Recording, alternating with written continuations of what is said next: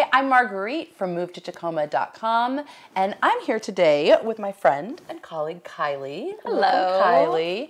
And Kylee, I hope this is okay to describe you. I consider Kylee kind of a suburbs expert. I like that. I can do That's that. True. Yeah. So a lot of folks, when they're moving to Tacoma, they don't understand immediately that Tacoma, it's really a city. And we don't have a big city, and we don't have a lot of like suburban neighborhoods. But some folks, they want that cul-de-sac. Maybe they want a gate. Maybe they want new construction.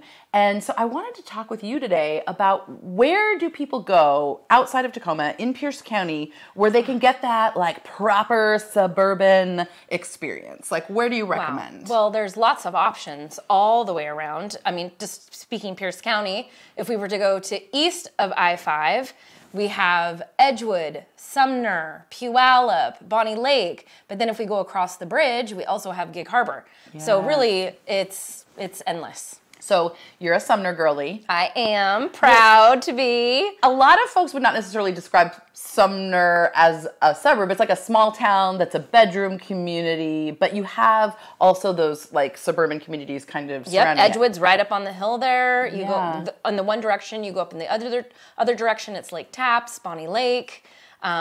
It's equal to Puyallup, at least downtown Puyallup, and then you go up the hill again, and that's South Hill.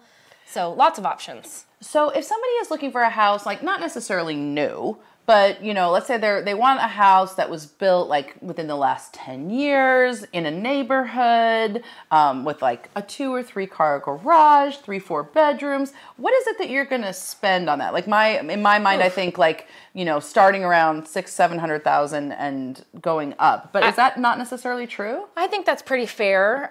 You can just thinking of one builder in particular, Richmond America. They have their Seasons community, and that is going to be their most affordable community, and then it goes up from there. So it can be. I think $600,000 nowadays is what you should be thinking for, and then for a new-ish home. Yeah, a new home, a brand new home. That's brand new. So what if it's not brand new? Like what if it's just a 2017, 2015 home? I mean, could you get it in the 5s?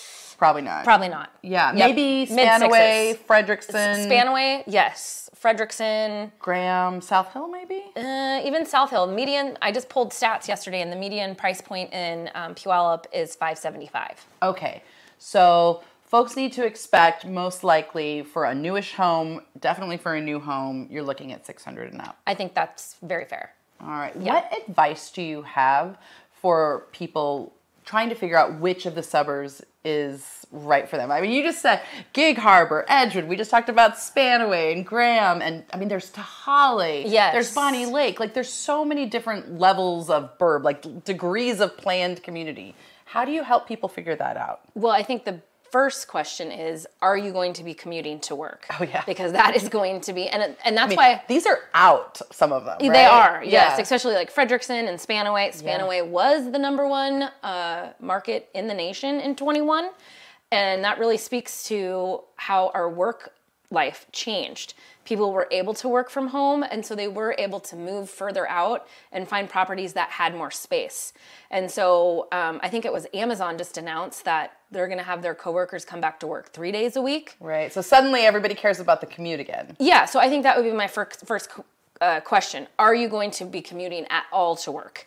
I think that's the key. Okay. So for a person that is commuting north to Seattle, your area, Sumner, Bonnie Lake, that might be ideal because you can go up 167 or you can Plus take the train. Plus we have the Sounder. Yeah. The Sounder train is awesome. It's like 45 minutes to get to downtown Seattle. You can read a book, be on your podcast. And that leaves from Puyallup. Yeah. And from Sumner. Yep. And then Auburn, and it just goes all the way down. Great. Yeah. Any other considerations? Any other advice you have for people evaluating which suburban neighborhood around Tacoma is right for them? Well, not necessarily the neighborhood. It's all what's going to be a good fit for that unique individual. Mm-hmm. But one thing I think I would consider with new construction is when you see that base price, let's say it's $599, that is the base price.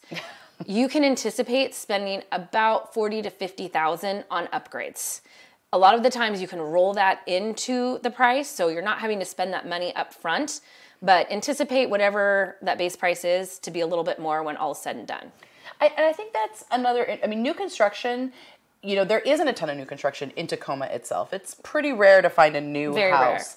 And it's its own beast, right? I think it's very important for people who, you know, don't do real estate for a living to recognize that if new construction is your goal, you really want to work with a realtor that has a lot of local experience working with the builders. And this leads to another great point. You want your own representation. You do not want to walk in and have the site agent be the one that you're working with, because they work for the builder. They're not working for you. So there are some nuances to selling new construction, and you want to know that you have someone fighting for you, you know, on your side.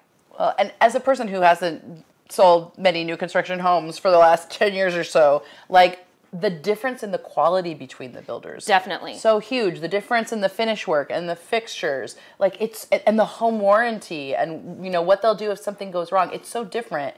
And having an agent that understands their reputation and can speak to you candidly about it, I imagine, is very important. Very, very. Well, and then another thing too that people don't think about, and this is sort of silly, but when you move into a new construction home, typically there are no window treatments. So if you were to pick a home that was maybe 2 to 3 years old, so like new, a lot of the times they have window treatments and things like that. Those things are expensive. Like, you can anticipate probably about $5,000 if you were to get blinds in your whole house. Yeah, I mean, and there's so much more. I mean, there's the landscaping, the patio, oh my gosh, there's so much. Yeah, so it's those little things that you want to have someone talk you through, so you just know what to expect. That's great. Is there anything else you'd like to make sure people understand as they're figuring out which suburb around Tacoma is right for them? Well, you know, don't just think for today. Think, you know, 5, 7 years from now. I mean, I think the average American's living in their home 13 years now, I think is the stats. Used to be 7 and it's gone up to 13. So where do you see yourself in 10 years from now? Think of that. Like, if you're like, oh, I'm okay with that commute right now, but you're planning on starting a family, that's going to change. That commute's going to be a big difference. Or if you have young kids and school district is important, you want to look, you know, for school districts. So just thinking not in the moment, but be thinking 10 years. That's great advice. Thank you, Kylee, Thank you for taking the time to share your expertise with us. Yes, anytime. Move to Tacoma.com